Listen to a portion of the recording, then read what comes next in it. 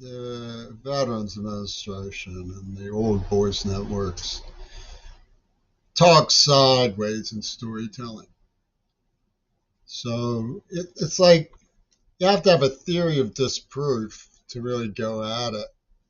Like Woody Allen was married to Ingmar Bergman, apparently, but that's a different Ingmar Bergman. And he had Akiko Wakabasi and What's Up Tiger Lily, where he redubbed everything. They don't really say what they're saying. You watch their lips move and you see also Pittsburgh. I mean, well, you get the idea what I'm saying. Well,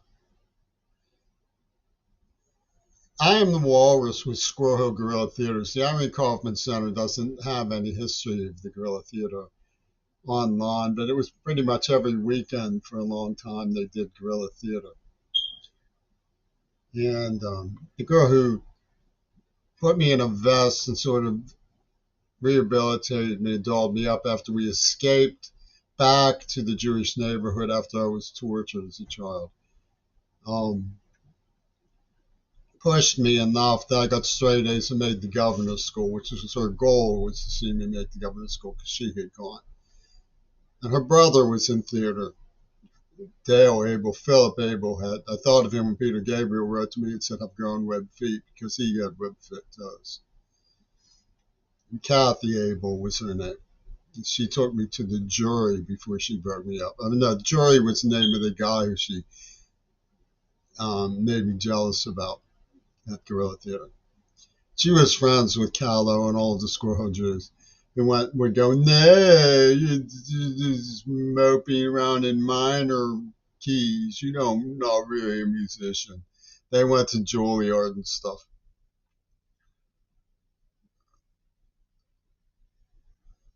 Dale Abel possibly knew there was a George from Pittsburgh Filmmakers who hooked me up with Ross at the Bank House, who's sort of a relay station for the Seattle clubhouse culture, who keep a damper on the way that they exploited me and continue to case me. Kathy Abel was really into Richard Bronigan and Leonard Cohen. She had me reading things like The Pill versus the Spring Hill Mine Disaster. And she was on the pill. And she greatly eased my anxieties about making love a lot. So the pill, and Bronigan was from Tacoma. So the walrus brings you to the Spring Hill Mine Disaster. They have Cedar Rivers, like Cedar Rapids, where my father's from. That's the abortion clinic across the street, and MLK, right, Poverty Row on MLK, and Stop Mart at the Cedar Rivers. It's pathetic how ding dong they are, because it also shows that they were the ones who thought up the idea of the Spring Hill Mine disaster. The pill versus the spring, the idea of the walrus scoring abortions off the queer ball. And by the way, the FDA and the Democratic Party said abortion's not murder, right? So I'm inclined to think that we should give some thought to how we handle these problems. But Michael Spelmer was at the church Wattenmaker went to, Safe Soviet Jewry Church, right off Sholem, I guess it was, where I worked for a while for Marty Roth. That's where I met Spelmer. And Jerry would come in and say, no time, and try to push my hands into boiling hot water. While Roth went in and out of the upstairs refrigerator. And Michael Spelmer was coming over and getting jealous of Kathy and showing me pictures of the church on the corner where we pick up Murphy O'Reilly hitchhiking back in the days when Julie Sellers was around. And Spelmer had a story he told for the VA Sideways about how he would live in without having a place to live. He just had a P.O. box, and when the draft board letter showed up, he moved away. So there was no proof that he ever claimed the letter.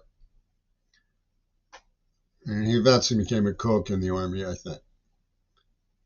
So by not understanding, you weasel out is the message. But truth be told, I was indoctrinated to trust Gail Burston. She was the daughter of a Jewish magistrate's daughter.